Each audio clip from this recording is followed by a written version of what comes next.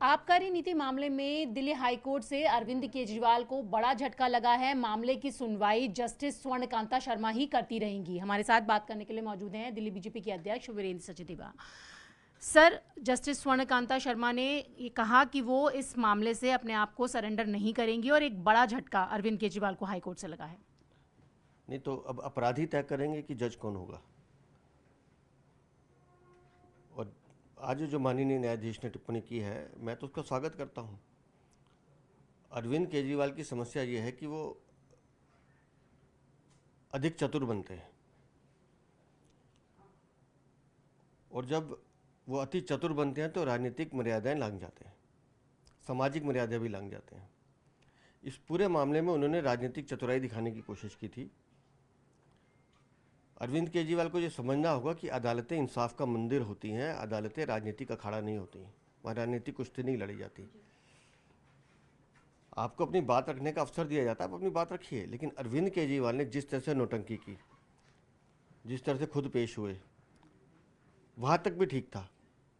लेकिन फिर उन वीडियो को सोशल मीडिया पे अपलोड करना और एक नैरेटिव तैयार करना, एक न्यायाधीश के बारे में व्यक्तिगत टिप्पणियाँ करना, जो मुझे लगता है बिल्कुल अस्वीकार्य है, नहीं होना चाहिए था। न्यायालय का निर्णय कभी पक्ष में आता है, कभी विपक्ष में आता है। कोई भी व्यक्ति 100% खुश नहीं हो सकता। लेकिन हम सबको ये पता है कि न्यायालय का निर्णय फैक्ट्स और फाइंडिंग पर होता है, वो दबाव में नहीं होता है। लेकिन अरविंद केजरीवाल ने जो नैरेटिव बनाने की कोशिश की, वो बहुत दुर्भाग्यपूर्ण था। और इस पूरी व्यवस्था पे अरविंद केजरीवाल जिस तरह से प्रश्न उठा रहे थे, वो हमारे संविधान का भी अपमान था और पूरी व्यवस्था का अपमान था।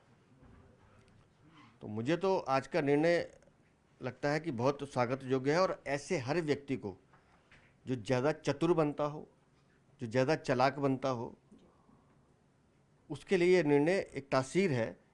और उनको वो समझ में आना चाहिए कि भविष्य में भी इस तरह की गलती नहीं करनी चाहिए। बिल्कुल सर, जस्टिस स्वर्णकांता शर्मा ने जब वो पढ़ रही थी तो उन्होंने ये भी कहा कि जब एक नेता का बेटा नेता बन सकता है तो एक जस्टिस के बच्चे क्यों जस्टिस नहीं बन सकते। उन्होंने ये बात भी कही। मैं तो दूसरी बात कहता हूँ, कौन बच्चा क्या बनना चाहता है ये अरविंद केजरीवाल तय करेंगे क्या? और मान लीजिए कोई व्यक्ति किसी अपराध में गिरफ्तार हो गया, कोर्ट ने तय कर दिया कि ये अपराधी है, और कल को उसका बेटा वकील बन जाता है, तो क्या वो वकालत छोड़ दे कि मेरा बाप अपराधी था तो मुझे अपराधी बनना है? ऐसा नहीं होता है जी। तो कौन सा युवा किस पेशे में जा रहा है या कौन सा युवा किस पेशे को तय कर रहा है, ये निर्णय अरविंद केजरीवाल नहीं करेंगे। या आपके या हमारे बच्चे क्या बनेंगे, ये निर्णय अरविंद केजरीवाल तय नहीं करेंगे। तो इसलिए अरविंद केजरीवाल को मैं फिर कह रहा हूँ, ज़्यादा राजनीतिक चतुराई जो उन्होंने दिखाई है, ये अरविंद केजरीवाल या आम आदमी पार्टी के अमूमन ऐसे नेताओं की समस्या है जिससे वो ग्रसित हैं। और आज का ये माननीय न्यायाधीश का निर्णय ऐसे लोगों के लिए कम से कम एक मिसाल है।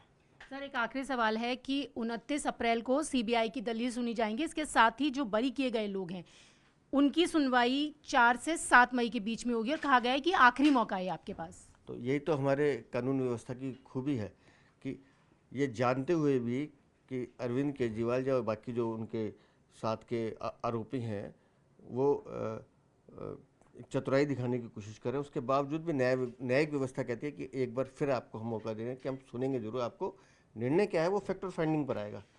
तो मुझे लगता है कि हमको कानून का सम्मान करना चाहिए और अपने संविधान को भी नमन करना चाहिए जो ऐसे लोगों को भी इतने अवसर देता है। तो आपने देखा, ये थे हमारे साथ बात करने के लिए दिल्ली बीजेपी के अध्यक्ष वीरेंद्र सचदेवा, जिनका कहना है कि हाईकोर्ट के फैसले का स्वागत करते हैं।